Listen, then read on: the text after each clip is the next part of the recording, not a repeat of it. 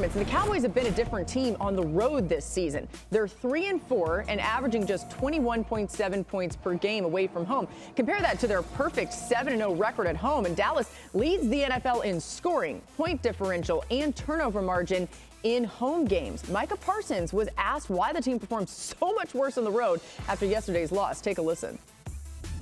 Honestly, it's just unacceptable at this point. There's no excuse for it.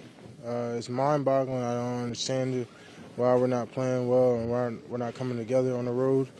It's something that we need to look at and get better because we got to go on the road next week. Yeah, Marcus, what happened to your Cowboys defense yesterday? Well, it's a recurring theme on the road. It's not just about being on the road. It's that you get bludgeoned on the road with the run game. If you look at this season, and look, y'all, we haven't just started this conversation about the Cowboys' run defense. Just to this year. But if you look at this is simple football. This is about man on man. Look at the displacement of the interior of the line of scrimmage. I can run behind that. Dan can run behind that, and Dan can't run. And then here, you think about not only the physical part of it, but technique. Look at the inside leverage that Micah Parsons gives up. Look at the inside leverage that Kurtz gives up. And I've heard this narrative that, well, this defense isn't built that way. They built to play from ahead. You're not going to play from ahead once teams figure out that they can do this to you. You know who figured it out? The Arizona Cardinals figured it out. The San Francisco 49ers figured it out.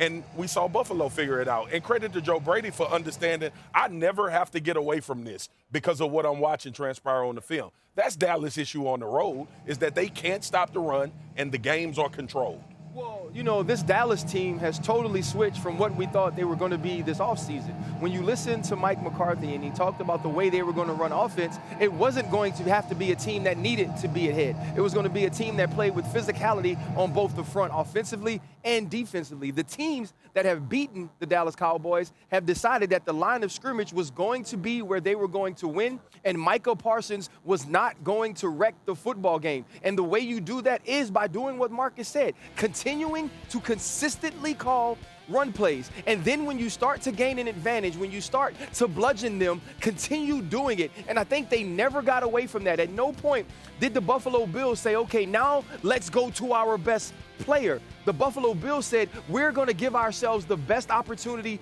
to win. And then defensively, they were in attack mode the entire game. What I loved from Sean McDermott and Joe Brady was they were never going to be on their heels yesterday against the Dallas Cowboys, which is the way they like to play.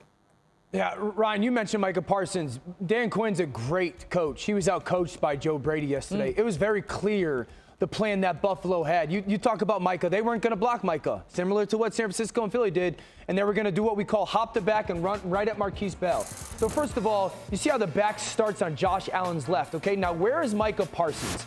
Micah Parsons, that's the backside linebacker. Marquise Bell, he's the will linebacker. They want to run to him. Where's Parsons? He goes to the passing strength of the tight ends. What they're going to do is not block him, but right before the snap, they're going to hop the back, meaning go from one side to the other. There goes Parsons. They're not blocking him. They're going to pull the center. Mitch Morse is 290 to 300 pounds. Marquise Bell is 200 pounds. There's a 100-pound advantage there. So Dan Quinn's like, okay, second half, we'll try to flip our linebackers. Here it comes again. We are going to hop the back one side to the other. There's Marquise Bell playing that will linebacker or weak linebacker position, number 14. There's Micah. They're not going to block him again. It's the same formation. There goes James Cook. They're going to hop him. This time they're like, hey, second half, linebackers, you guys switch. But they get caught switching. Then everybody overflows because they're trying to replace. Micah is paying attention to that bunch and or Josh Allen, and there's a huge cutback lane. That was the story of the game for me. The 18 different times they got into that look where they hopped the back and ran at Marquise. Yep. Dan, the problem is this, though. The Dallas Cowboys are reacting. In the games we've watched them win and dominate, they've dictated to the offense. The Buffalo Bills dictated to them the entire day. Mina, let's flip it to the other side. How was Buffalo able to keep what's been a pretty potent Cowboys pass attack in check? Yeah.